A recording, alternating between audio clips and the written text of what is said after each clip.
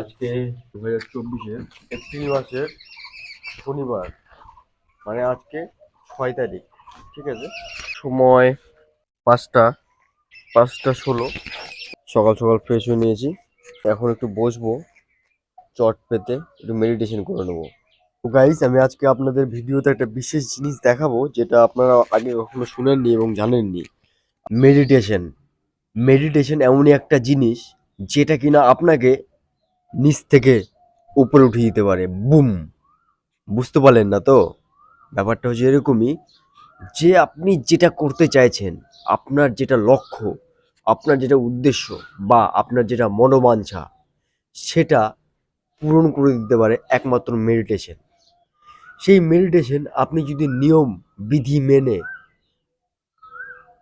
Day 1 থেকে 21 দিন পর্যন্ত করতে পারেন, সেটা আপনার জন্য একটা সুবর্ণ সুযোগ এনে দিতে পারে। সে হচ্ছে মেডিটেশন। তো আমরা মেডিটেশন ছেড়ে নেব। মেডিটেশনের সময়কাল হচ্ছে সূর্য ওঠার আগে, মানে ব্রহ্ম মুহূর্ত।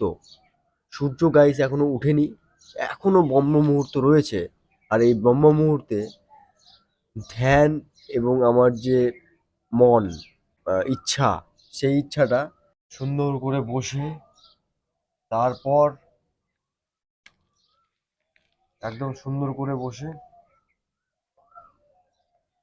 খুব জোর করে না, আরাম করে বসে আমার ধ্যানটা আস্তে আস্তে এই জায়গাটা নিয়ে আসতে হবে গাইস। এই জায়গাটা, ঠিক আছে, যে আমি কি চাই। এইভাবে টানা 21 দিন করলে প্রত্যেকের মনোবাঞ্ছা পূরণ হতে সক্ষম। নাক দিয়ে শ্বাস নিতে হবে, তারপর 10 থেকে 15 সেকেন্ড থামিয়ে রাখতে হবে, তারপর মুখ দিয়ে ছাড়তে হবে। এটা যাদের হার্টের প্রবলেম বা যারা ফুসফুসে কোনো সমস্যা রয়েছে, তাদের জন্য একটু রিস্কি হতে পারে। তারা এই পদ্ধতি যদি না অবলম্বন করে সেটাই ভালো হয়। এটা অ্যাকচুয়ালি নর্মাল ব্যক্তিদের জন্য। যাদের হার্টের প্রবলেম, তাদের জন্য অন্য ব্যবস্থা রয়েছে।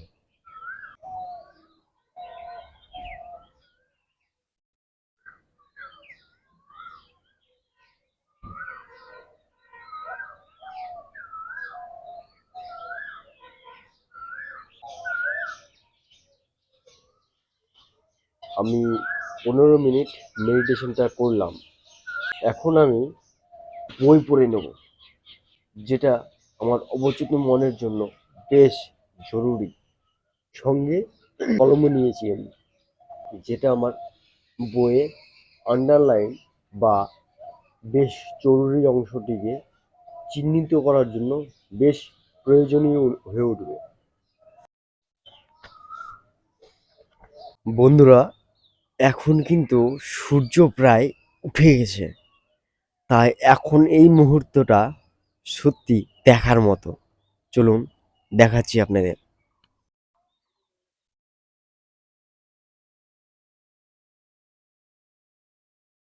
ওই দেখো,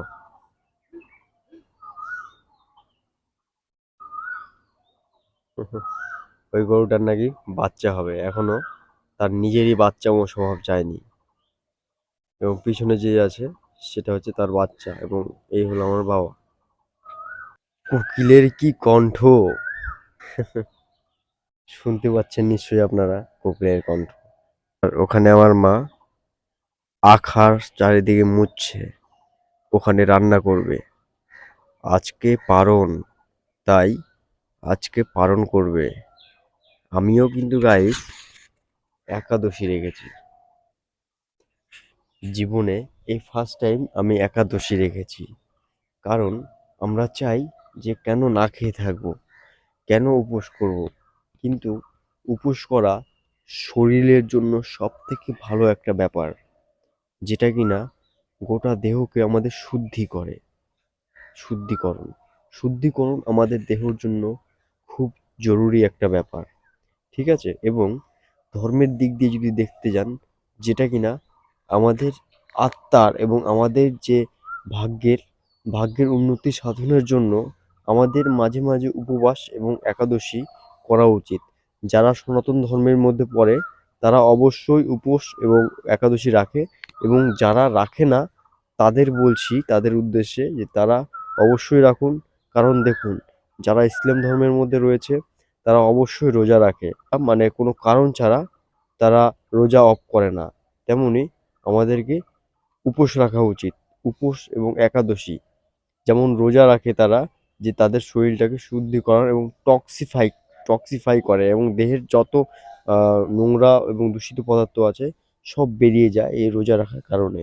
তেমনি আমাদেরকেও উপোস রাখতে হবে এবং একাদশী রাখতে হবে। এটা আমাদের দেহের জন্য খুব ভালো, এবং এটা ধর্মের জন্য অনেক ব্যাখ্যা রয়েছে। আমি দেখুন ধর্ম সম্বন্ধে তো খুব জানি না। তো যেদিন জানবো সেদিন আমি আপনাদের ভালোভাবে বুঝিয়ে দেবো ব্যাপারটা। আমি এইটুকুনি বলছি যে আপনারা উপোস রাখুন, একাদশী করুন টাইম মতো। দেখুন একদিন দুদিন, একদিন না খেলে কেউ কোনোদিন মরে না, ঠিক আছে? আবার খাওয়াতেই মরে, খাওয়াতেই বাঁচায়, ঠিক আছে? তো কম খান, অল্প অল্প করে খান, ভালো থাকবেন, সুস্থ থাকবেন। আমি একটু পড়াশোনা করে নেবো অল্পক্ষণ। বন্ধুরা আমার এই মুহূর্তে বই পড়া প্রায় কমপ্লিট হয়ে গেল। কৃষ্ণ কৃষ্ণ হরে হরে, হরে রাম হরে রাম, রাম রাম হরে হরে। কীর্তন হচ্ছে ওখানে। তো এই কীর্তনের এই আওয়াজটা আলাদাই একটা মনে শিহরণ জাগিয়ে দেয়, যে শীতকালে এই ধরনের নাম সংকীর্তন প্রতিটা পাড়ায় পাড়ায় আসে, এবং আমাদের পাড়ায় আসে, যেটা আমার এই সুরটা খুব ভালো লাগে।